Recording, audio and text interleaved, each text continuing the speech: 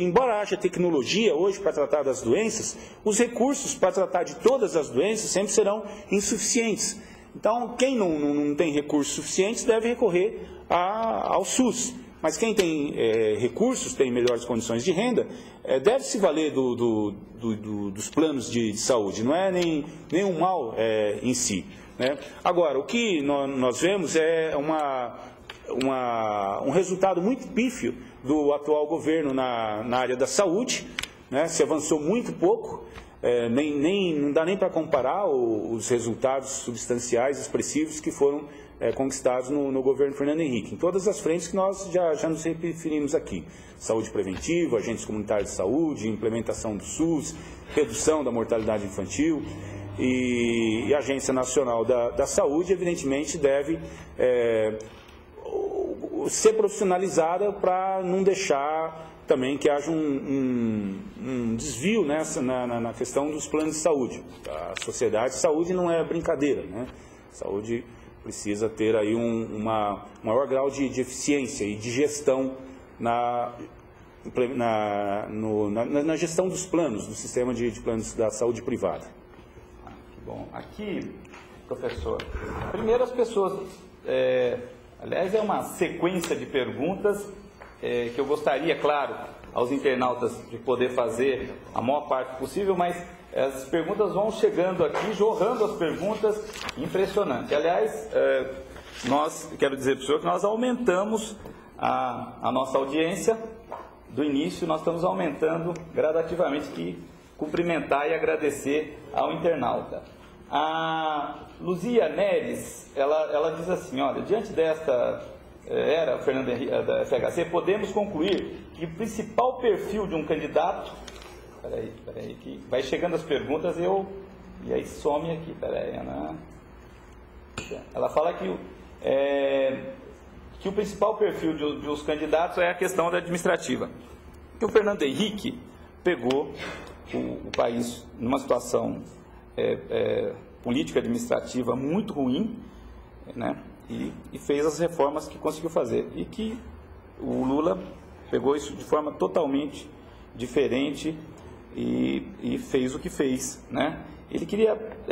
Basicamente, ela fala para fazer uma avaliação um pouco do final do governo, o que o Fernando Henrique teve como herança e o que o Lula teve como herança. Bom, realmente não dá nem para se comparar, né? O Fernando Henrique assumiu o governo num contexto em que a credibilidade nas instituições estavam abaladas, né? Um sentimento de impotência que a sociedade tinha com relação à implementação das políticas públicas, à questão econômica e crises internacionais, a necessidade de inserir soberanamente o Brasil na economia globalizada. E o Brasil que o Lula herdou foi um Brasil com uma máquina pública estruturada, uma máquina de implementar políticas públicas organizada, um Estado fortalecido, né, num mundo em crescimento.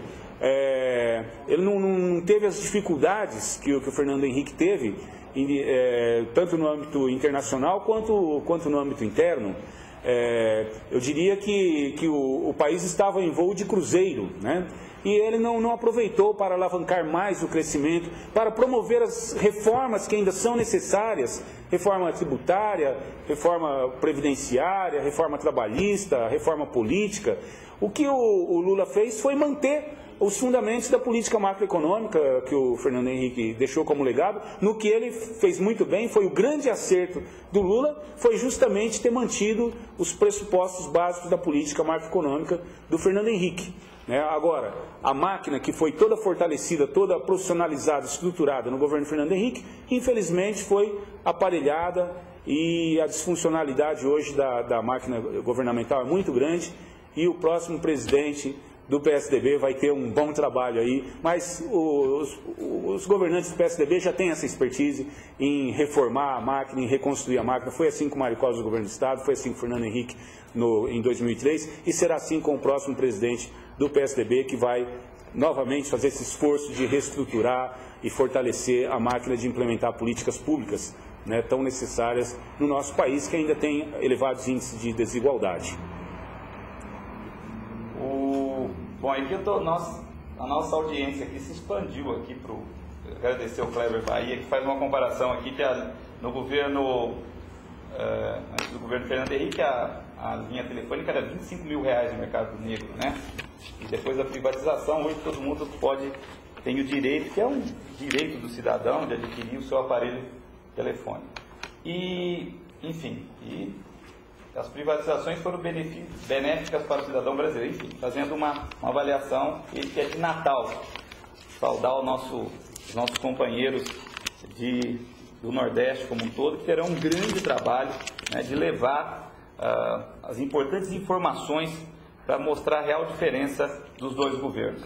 Mas aqui, o Paulo de Castro fala sobre a questão do apagão e pediu para o senhor falar um pouco que a Dilma disse que não teria apagão.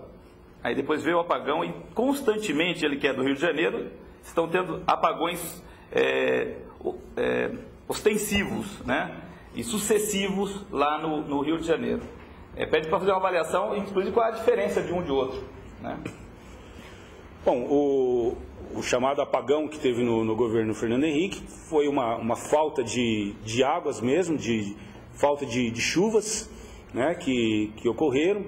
Houve aí uma falha de comunicação, porque essa seca já estava há algum tempo sendo anunciada, mas não houve um aumento de investimento na geração de energia, houve a privatização na distribuição de energia e a diferença é que agora o apagão que teve se deveu mesmo à má gestão, né, por parte do Ministério de Minas e Energia, né?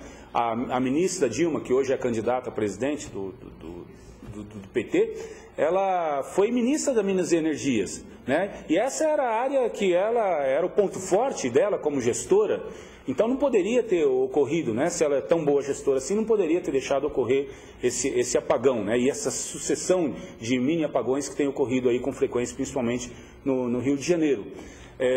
Nós temos um ministro de Minas e Energia que, quando assumiu, pediu uma semana de prazo para a imprensa para estudar a lição, né?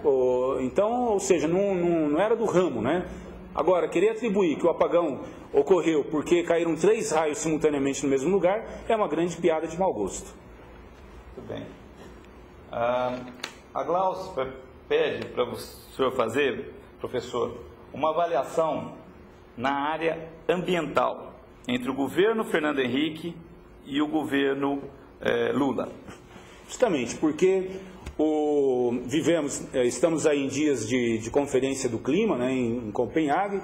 As mudanças climáticas estão aí sendo anunciadas pelos cientistas e essa questão é uma questão fundamental. O Fernando Henrique criou a Agência Nacional das Águas, que implantou no país todo um modelo de gestão dos recursos hídricos, né? Promoveu toda uma legislação de proteção ambiental e foi rigoroso no cumprimento da legislação, né, no estabelecimento de penalidades aos infratores ambientais, né? Também alocou volumes de recursos substanciais, ampliou as unidades de conservação e diminuiu drasticamente o desmatamento. Agora, os estudos que estavam sendo feitos referentes aos impactos que as mudanças climáticas teriam na nossa produtividade agrícola, esses